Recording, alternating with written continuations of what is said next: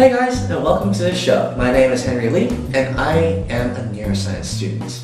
Now you may be wondering to yourself, what exactly is neuroscience? Well, neuroscience is the study of the brain, and my job as a student is I get to study the brain and how it works. You may be wondering to yourself, is that subject boring? Well, I'm here to prove to you that it's very interesting indeed. You see, the brain helps us to construct our environment. It helps us to see, feel, and touch. It allows us to experience emotions. And the cool thing about neuroscience is that I can integrate my passions into it and see how it affects the brain. So my passion is music. Now, hold on, I know. It's quite a big subject. Music and neuroscience? How do these two work out with one another? How do they even link with one another? Well, that's the whole point of this video. I'm going to explore this journey with you to see how music is important in neuroscience and how it affects your brain. But before we go into how music and neuroscience can relate to one another, we need to start with the basics, so the brain itself. Well, firstly, the brain is made up of 4 different regions. There is the frontal lobe, which is the lobe that allows us to think and make our decisions in our everyday life. The parietal lobe allows us to feel and touch and sense everything around in our environment. The occipital lobe allows us to see, basically allows us to see this video right now at the moment. But the most important lobe that I'm going to be studying on is the temporal lobe. And that is the lobe where we get to hear everything, including music. Here comes a big question. How does music get processed in the brain?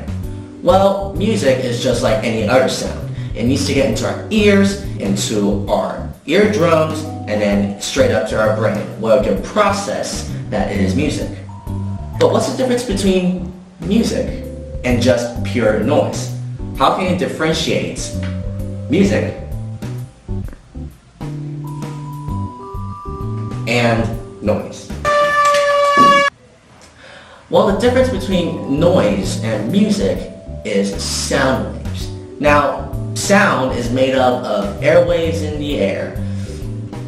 So if you imagine noise as a big spaghetti bowl, that's just what noise is. It's basically a bunch of sound waves grouped up together, and it doesn't sound quite that pleasant. Not something that you'll probably play on your Spotify playlist or music playlist in general. Music, however, is more structured than just noise. That's the reason why we can hear the beats and we can hear the melody of any song that we like. And one important thing about music is that we get to feel emotions out of it. Have you ever listened to a song that just makes you feel happy?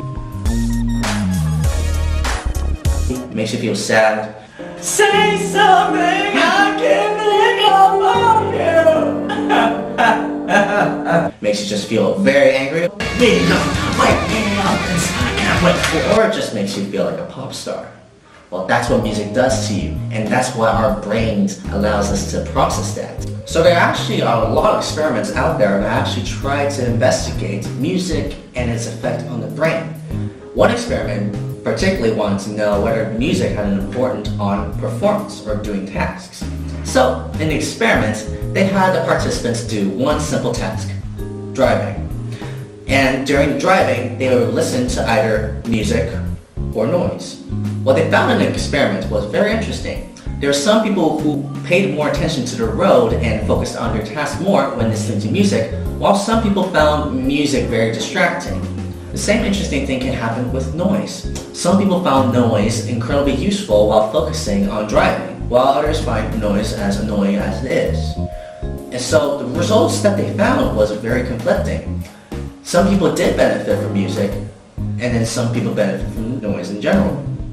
Does music really have a significant impact to enhance our ability to do performances? You might have heard of a theory called the Mozart effect. The Mozart effect basically explains that classical music, especially Mozart's music, can make people smarter as they're doing tasks.